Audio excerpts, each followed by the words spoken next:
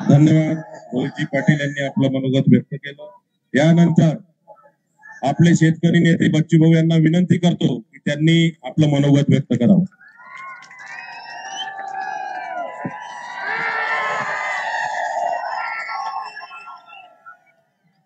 काल मी ठरवलं होतं, तुम्ही काय आले नसते तर मी सोडून दिलं असतं सगळं तुमचं. पण आता बच्चूकडून मरेपर्यंत आणि मेल्यावरही तुमच्या सोबत आहे. मरने के बाद भी शैतान बन के आऊंगा सालू तुम्हारी छाती पर.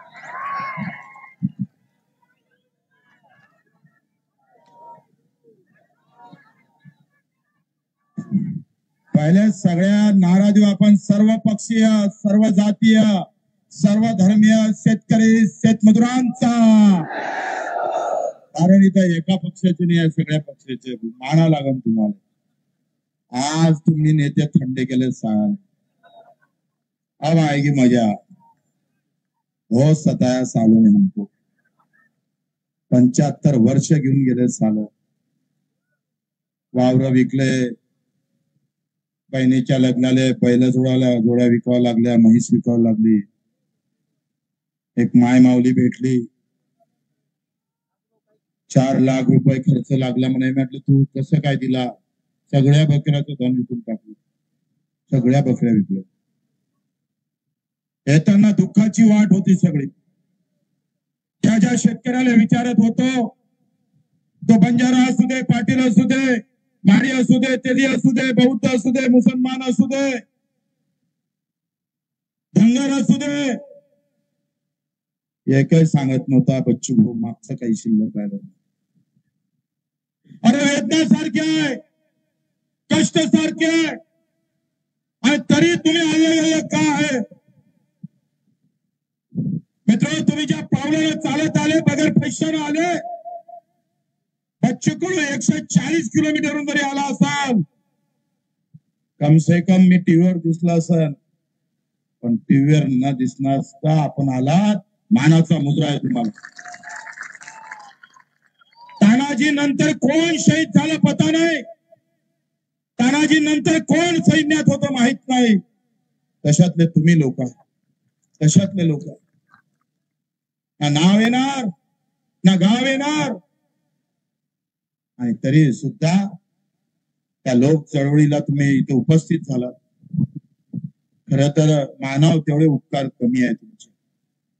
मला पत्रकारानं विचारलं, तुमच्या पायात खोपे आले, जखमा आल्या, त्या जखमान आणि त्या फोळाले कोण विचारतं? अरे रोज 10 आत्महत्या होते आमच्या शेतकऱ्याची. आमचा शेतकरी आमच्या पत्नीला, पोराला सोडून जात. थोडस मन दुखत नसेल का रे त्याचं? थोडस दुखत नसेल?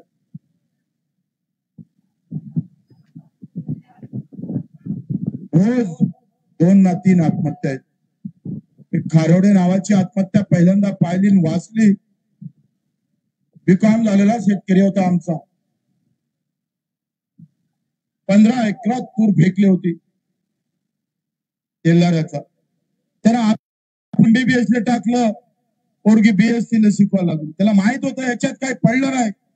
गड्या तू काही कर, रात्रीचा दिवस कर, दिवसाची रात्र कर, पण आता तू शेतीत जगू नको. मी बर्बाद झालो, तू बर्बाद होऊ नको, एवढं स्वप्न पाहून मोठं डॉक्टर होय म्हणून 15 एकरात तूर टाकली. कारण मागच्या वेळेस 6,000 रुपयाचा भाव होता. तूर हाती आली 3,000ची. नवरा बायकोने विचार केला का आता पेरणीच्या वेळेस तूर महाग होत, आणि गड्यानं पेरणीच्या वेळेस ट्रॅक्टर APMC नेला, तुरीचे भाव 2,000. सगळं संपलं.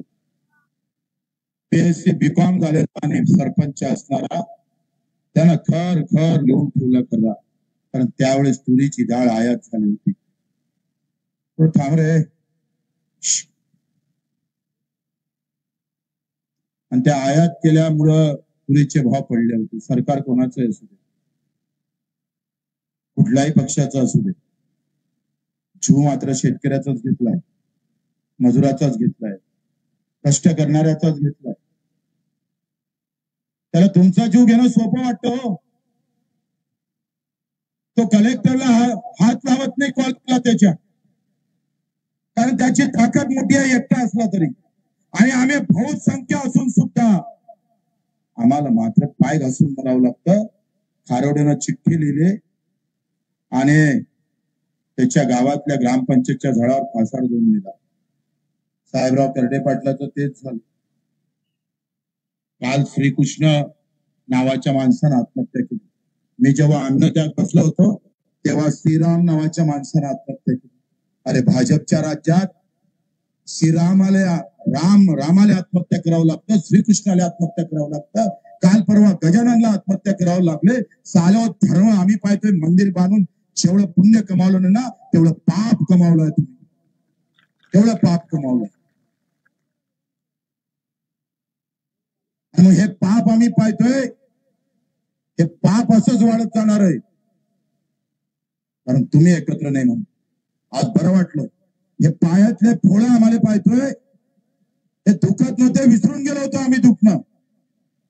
मला एक गावचे मधात तूप टाकळीचे लोक भेटले. ते म्हणे आम्ही कधीच एकत्र आम्ही आलो म्हणे, सगळ्या जातीतले लोक, बंडी अधिक कुणाचा, तिसरं जेवण तिकडे धनगर बांधवाचं, असं सगळ्या जाती मिळून आमच्या यात्रेचं स्वागत करत होते. म्हटलं जितलो गड्या, जीत गया, जितलो आम्ही. तुम्ही असेच एकत्र राहिले पाहिजे. काही अपेक्षा नाही आम्हाला. जाती जातीच्या नावानं भांडू नका, कारण हे वातावरण जेवढं चांगलं होईल तुमचं शेतकऱ्याचं म्हणून तुम्हाला भांडणं लावणारी लोक इथं पैदा होणार आहे. चांगलं पिण्याचं पाणी तुमच्या नशिबी येऊ देणार नाही. मला तेच भीती आहे का आज आम्ही खाण्याला खाना लावून शेतकरी म्हणून लढतोय. लोक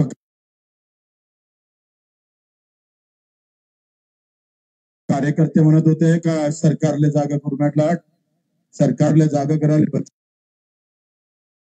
केली पाहिजे. माझा शेतकरी जागा झाला ना तर गावातला एक जरी गोम्या उठला तर साला सरकार जाग्यावर आल्याशिवाय राहणार नाही.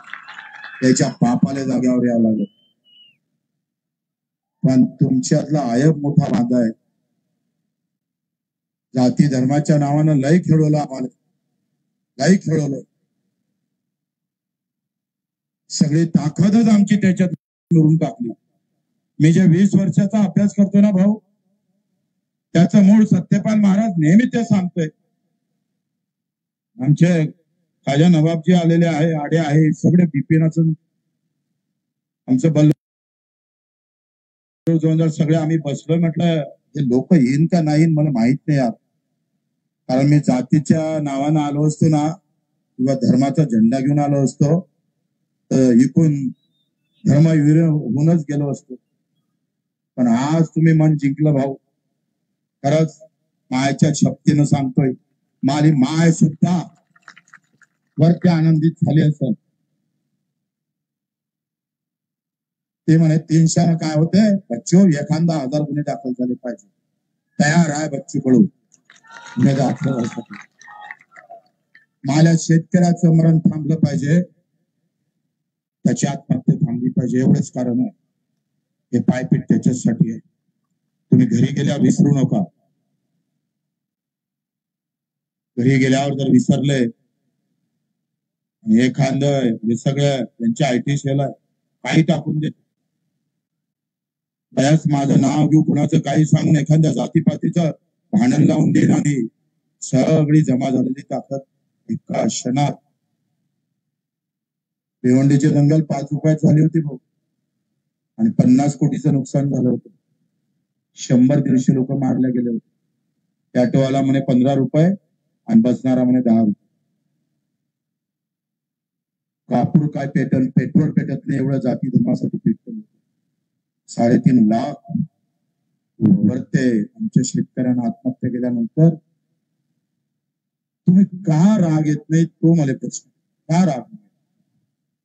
आता कर्जमाफीच्या अगोदर जर आमचा मॅनेजर जर आला वसूल करायला, तुम्ही झालं तर तुम्ही सोडा, नाही झालं तर मला सांगा. साल्याला टांगणे देईन तर मग सांगतोय तुझ्या बापाचं राज्य साल्या, जेथपर्यंत कर्जमाफी नाही तोपर्यंत वसुली नाही, आणि वसुली जर करायला आला तर आपसे जमता होगा तो बहुत ही ठीक, अगर नहीं होता है तो एक कॉल करो, बच्ची को कहीं से भी दौड़ के आएगा, ठोक डालेगा साले को। हे ठरवलं काय? 350 गुन्हे दाखल आहे, तसं जेलातच राहावं लागणार आहे। मग अधिक 4-5 झाले तर काय मरतो का? काय फिकर नाही आम्हाला। ना आम्ही फडणवीस साहेबाला सांगतोय, हलक्यात नका घेऊ शेतकऱ्याला, हलक्यात घ्या ना। तर आता तर आमची फक्त नागरटी सुरू आहे, नाही आमची वखरण सुरू आहे, नागरटी लागन ना 3 इंच जातो जमिनीत अंदर।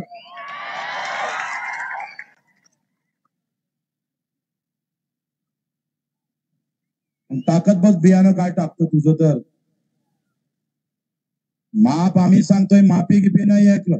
पत्रकार विचाराय म्हणे किती डाव माफी मागताय, म्हटलं जेवढे डाव लुटन तेवढे डाव माफी मागा, बापाले द्या लागल। लुटलं काऊन आम्हाला?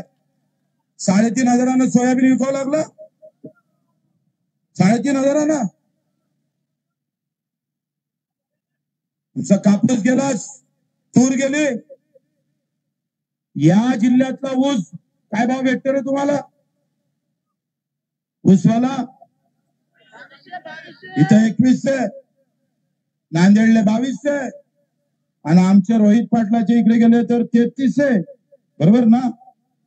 जिल्हा बदलला तर काय गोड कडू होते का ऊस? काय जमाना आलाय? पीक सारखं, जमीन सारखी, शेतकरी सारखा, जिल्हा बदलला का भाव बदलले? सगळ्या एकूण मारणं सुरू आहे। 266 रुपयाचं पोत मला पावत्या जमा करून द्या असेल तुमच्याकडे तर।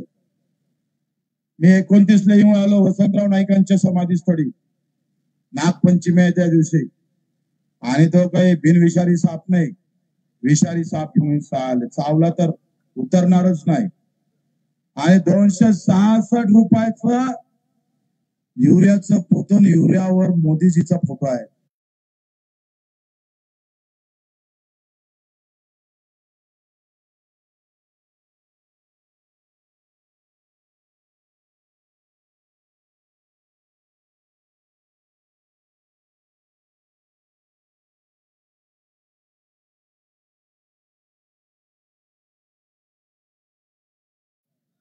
तरी साला दुकानदार 350 रुपये मान्य आहे ना सगळेले? पक्का आहे का थांबून ठेवायची लढाई?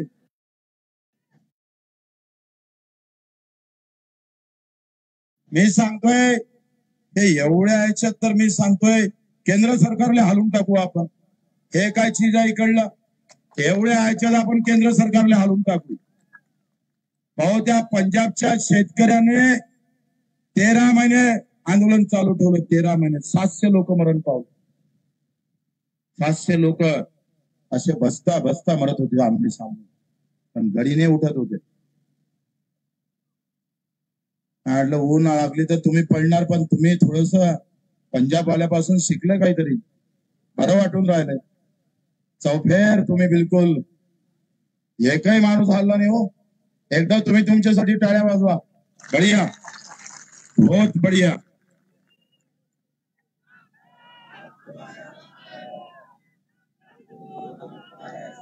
सगळं आयुष्य आम्ही पाहतोय। हा विधानसभेत जाऊच आपण, पण 2 तारखेच्या मोर्चामध्ये मला वाटते ट्रॅक्टरच रामबाण उपाय आहे, बरोबर आहे ना? प्रत्येक जिल्ह्यातून वर 100, 200, 200, 300 निघाले ना, जाम महाराष्ट्र। आता सवलत आहे 2 ऑक्टोबरला, 2 ऑक्टोबरला ट्रॅक्टर घ्यायची तयारी आहे सगळ्याची। आतापासून कामाला लागा, गावात समिती तयार करा, माझं नाव नका टाकू, आपल्या पक्षाचं नाव नका टाकू, ते काय संघर्ष समिती काय नाव टाकायचं तुमच्या पद्धतीने टाका। सगळे आपले सगळ्या जाती पाती धर्मातले लोक एकत्र करा, कारण आम्ही आतापर्यंत कौल कुठलं माहित आहे, बंजारा अल्लग पयाला, पाटील अल्लग पयाला, धनगर अल्लग तो घेतला, सगळे इकडे आरक्षणाचं सगळं डोक्यात घालून घेतलं, खाना फान टाटा खूप करून टाकलं. माझं काय म्हणणं आहे, आरक्षण प्रत्येकाला भेटलंच पाहिजे, ते त्यांचा प्रश्न आहे. पण आमच्या सोयाबीनला 12,000 रुपये भाव भेटले तर एकच घर सुखी होते का रे? पुरं गाव साल. शेतीच्या प्रश्नातच सगळं अटकलाय का? शेतकरी जर भाव भेटला ना भाऊ, आपण कर्जमाफीची लढाई आहे ना, ही तात्पुरती आहे, ये अपनी बात नहीं, ये तो लुटा है करके ये, आणि ते बोमलले म्हणून 7-12 कोरा कोरा कोरा. आता फडणवीस साहेबाला आपण बोलायला लावलं तरी बोलायला लावलं, पहिले बोलतच नव्हते. 7 दिवस अन्नत्याग आंदोलन केलं आणि 7 दिवसानंतर सांगितलं आता आम्ही समिती तयार करतोय. आता उद्या परवा आम्हाला मॅसेज आला म्हणे आता या आठवड्यात कुठल्याही परिस्थितीत उच्चस्तरीय समिती तयार करतो. म्हटलं करा, पण जिल्हा परिषदच्या अगोदर कर्जा, निवडणुकीच्या अगोदर कर्जा, मग कोणती मशीन आली तर तुम्हाला मत भेटणार नाही म्हणजे नाही. बरोबर आहे ना? मारणार का तुम्ही मत? हे सगळं गणित तिथंच अटकलाय. ते तुकडोजी महाराज म्हणे ना, सोन्या चांदीचा देव तेले चोराचा भेव आणि लाकडाचा देव तेले अग्नीचा भेव. सरी देव असला लाकडाचा तर आग लागली तर गेला ना कामातून. देव तेले मताचं भेव. एक मत सब बदल कर सकता. मताचं शस्त्र लय कामाचं आहे भाऊ. आणि मताचं शस्त्र या जर जिल्हा परिषद पंचायत समितीने जर तुम्ही वापरलं तर आखरी प्रत्येकाला आमदार व्हायचा आहे ना बे बाबा, जिल्हा परिषद सदस्य व्हायचा आहे. पण एक आम्हाला भेटला कारंजाले, तो म्हणे बच्चू भाऊ हे तुमचं चांगलं आहे म्हणे, बरोबर आहे म्हणे, पण माझी मावशी उभी राहणार आणि बीजेपी कडून, तर मग मी कसं नाही मारू म्हणे. म्हटलं मर मग, घे टोले.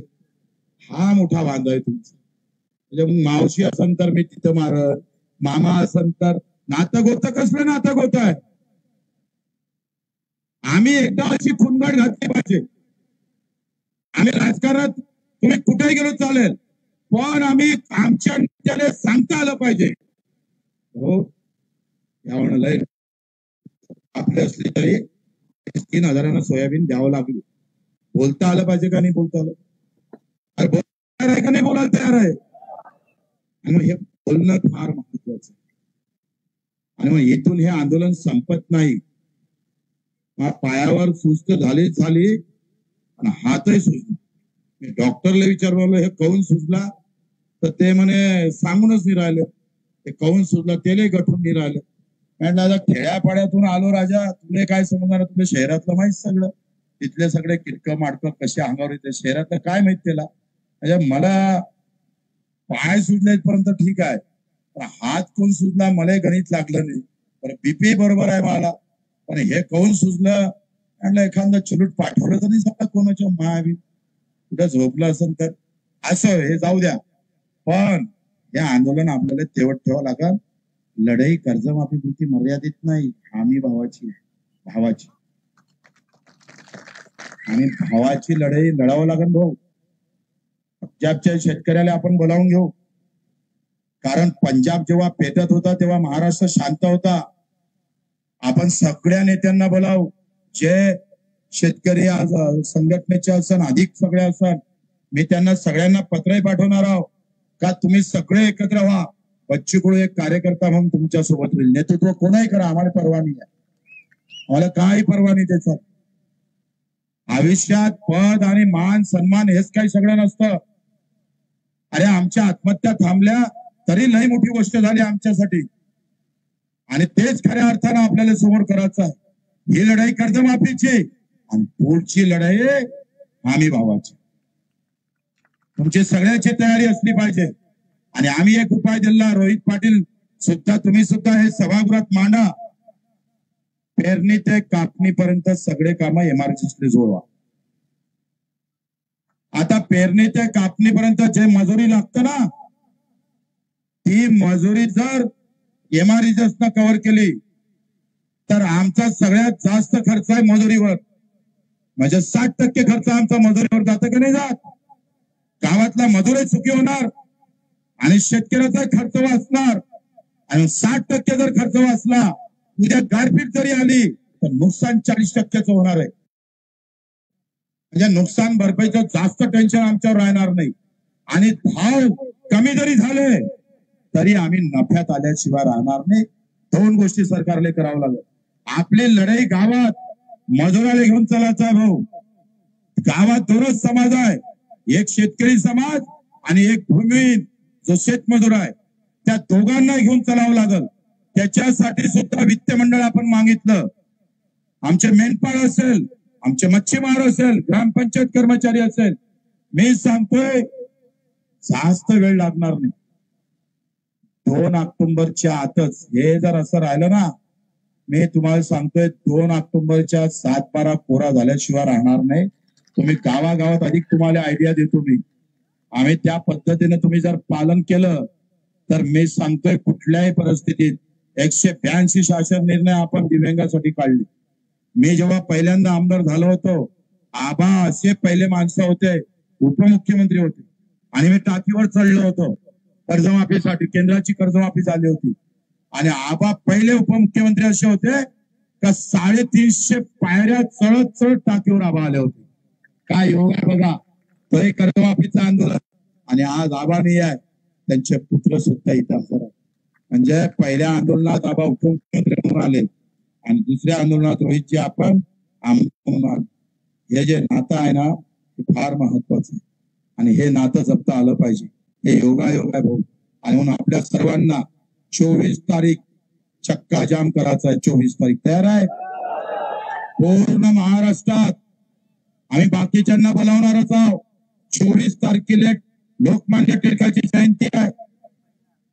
2च तास करायचा, ट्रायल घ्यायची पहिली. 2च तास कसं करायचं मी तुम्हाला आयडिया देतो, बरोबर फोन करतो. फक्त 2 दिवस अगोदर घरी राहायचं नाही, पोलीसवाले पकडून घेऊन जाईल.